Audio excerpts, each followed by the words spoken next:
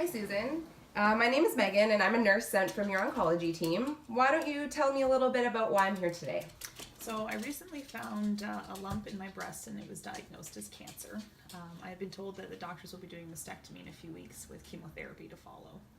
Okay, so how are you feeling physically since the discovery of your mass and learning of your diagnosis? The lump is very painful.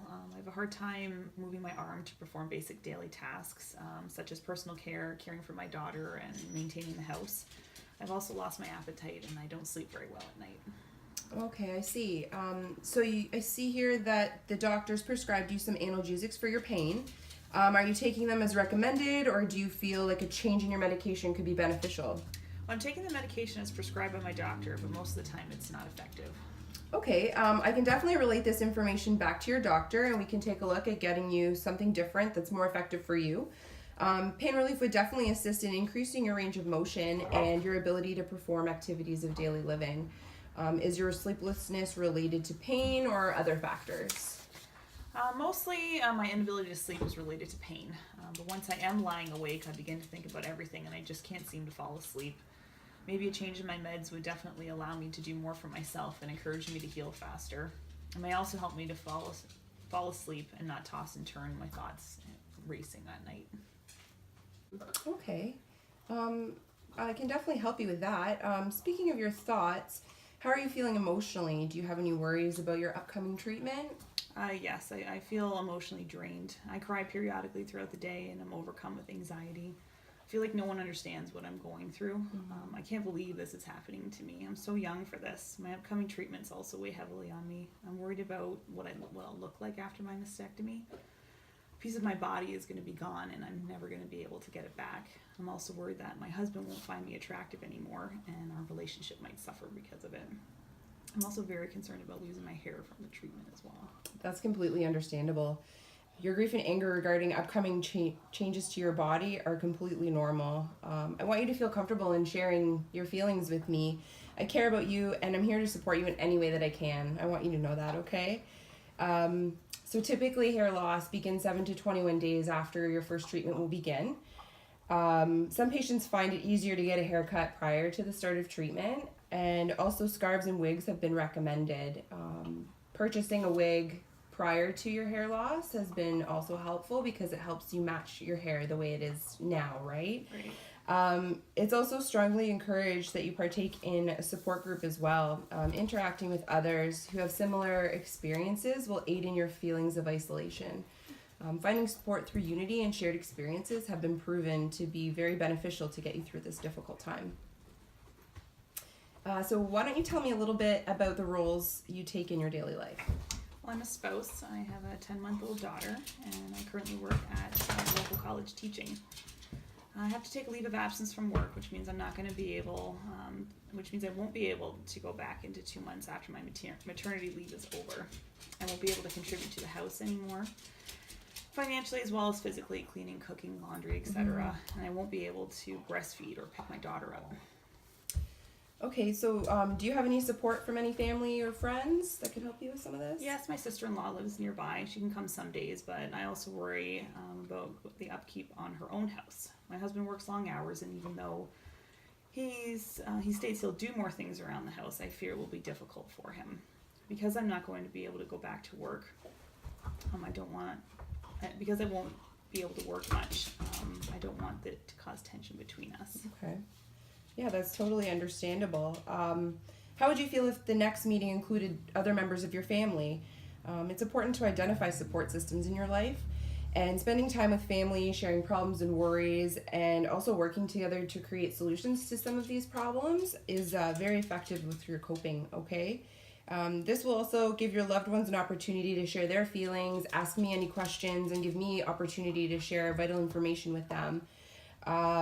It's important that the lines of communication stay open between you and your family members so you don't feel alone through this process.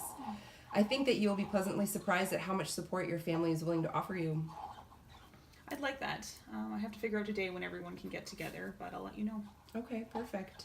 Let me know what works best for you. I can do evenings, weekends, whatever works best. I'm really accommodating. So what are your spiritual beliefs? I'm not particularly religious. I don't necessarily believe in God, but I must say lately I have been feeling as though there's a higher power. It might sound crazy, but I find myself talking to someone who isn't there, almost praying that I get better. Yeah, that's not crazy at all, actually. And like during times of illness, people tend to rely on spirituality as a way to cope. Although you may not have traditional religious views, your spiritual perspectives may allow you to connect yourself to something bigger. It can aid in general well-being and help you draw strength in times of sorrow, fear, anxiety, and struggle. Meditation's a great way to strengthen your spirituality. It teaches you how to practice inner stillness and insight, and it allows you to free your heart and mind to improve your lifestyle, relationships, and the world around you. That might be something I'm interested in. It would allow me a moment to myself to clear my head and increase my mental and emotional well-being. For sure. I'll make sure I give you some resources before I leave today, okay? So looking forward, what are your fears? My biggest fear is that I won't be there for my little girl when she grows up. I'm afraid that treatment won't be effective, and I'm afraid of dying. I worry that I will go through all of this suffering and hardship for nothing. I'm also scared that my daughter will inherit my genetics and one day go through all this herself. My grandmother died of breast cancer that spread to her organs a few years back. Well, those are all very legitimate fears. You're courageous for being able to face them and sharing them with me today. Verbalizing your concerns can be very empowering and provide emotional relief. Have you ever heard the concept of self-transcendence? No, I haven't. So self-transcendence is a person's capacity to expand self-boundaries through different mediums. So we ask you to explore yourself interpersonally, so awareness of your philosophy, values, and dreams. Interpersonally, how you relate with yourself and others in the environment. Temporally, integrating your past and your present and looking what that means for your future. And transpersonally, how you connect with dimensions beyond the typical discernible world, so your spirituality, for example. We've explored most of these areas today, and by allowing yourself to be vulnerable and sharing with me, I've been able to assess you as a whole and do my best to provide you some emotional support, as well as suggested further interventions that will assist you through this difficult time. It's been shown that the process of self-transcendence is beneficial for those experiencing illness and can improve health, coping skills, and overall well-being. So how can I tell if I've transcended? Well, there's a few interventions that I'd like to suggest for you to do on your own time, such as the meditation that I mentioned. You can take time to be creative, music, art, DIY projects, keeping a journal.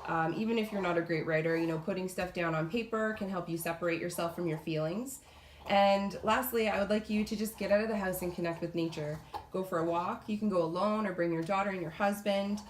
I'd also like for you to set 3 goals for yourself. There's a self-transcendence scale that I'm going to ask you to complete when we're finished. And it's about 15 questions. There's no right or wrong answer. So basically, it's how you're feeling in this moment at this certain time.